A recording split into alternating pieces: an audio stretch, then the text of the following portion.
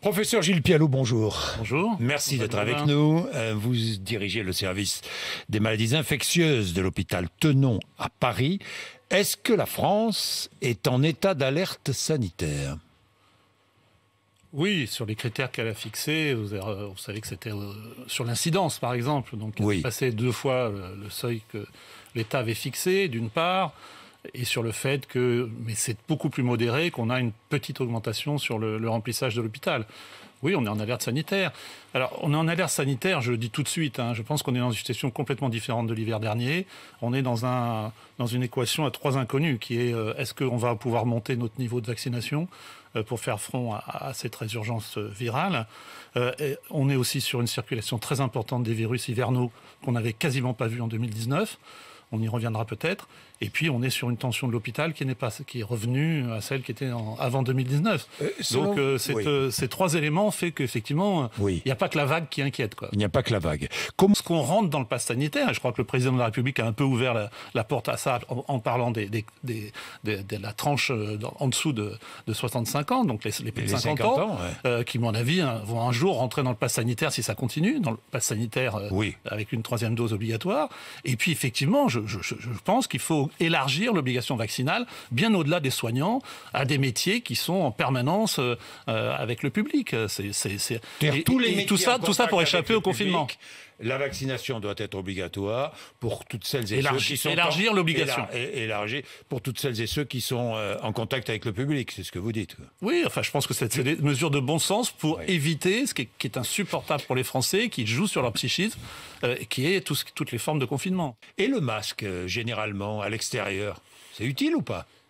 Mais bien sûr que c'est utile. Vous savez, c'est une discussion sans fin, mais qu'on a depuis le début. Mais qu'est-ce qui s'est passé en 2019 sur les bronchiolites ? Qu'est-ce qui s'est passé sur les virus respiratoires de l'adulte ? Qu'est-ce qui s'est passé même sur la grippe ? Il s'est passé que ces mesures, dont le masque, ont complètement limité les gastroentérites. Pourquoi ? Parce que quand vous avez un masque, non seulement vous postillonnez pas, vous envoyez pas des excrétions, mais vous touchez pas le visage. Et on sait que c'est un mode de contamination important. Donc je redis ce qui a été dit d'ailleurs par Dominique Costegluer hier soir sur cette antenne, c'est que effectivement ça sert aussi à protéger des agents infectieux qui sont là très présents cet hiver. Regardez la carte de France des bronchiolites. Non, mais je veux dire, on parle des enfants, là. Et regardez la carte de France des bronchiolites chez l'enfant, elle est rouge cette année. Il n'y avait pas de bronchiolite en 2020-2021. Grâce au masque. Grâce au masque, aux mesures barrières et à tout ce qu'on a mis en place. La grippe, très clairement, il y a la vaccination.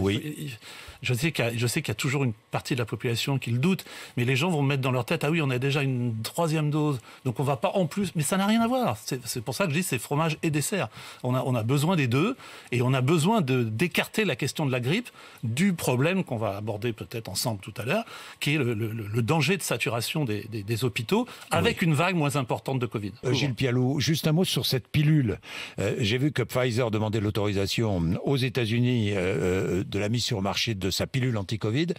Vous y croyez, cette pilule anti-Covid ? Heureusement, si un clinicien ne croit pas au traitement qui diminue... Non, parce que celle de Merck, dans des données très préliminaires, effectivement communiquées par le laboratoire, donc il faut évidemment prendre un peu de distance avec ça, mais bon, diminue de 50% le passage aux formes graves et au décès.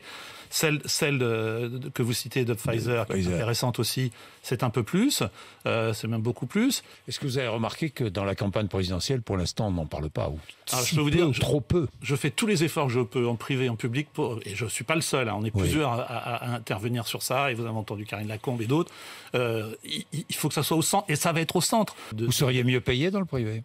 Vous savez, j'ai même pas fait de consultation privée, alors je peux en faire depuis 20 ans, donc voilà, ça c'est décidé. Moi, j'ai le sens du service public et de l'hôpital universitaire. Et je n'ai pas du tout envie de quitter pour l'instant, en tout cas pas de quitter pendant cette guerre-là.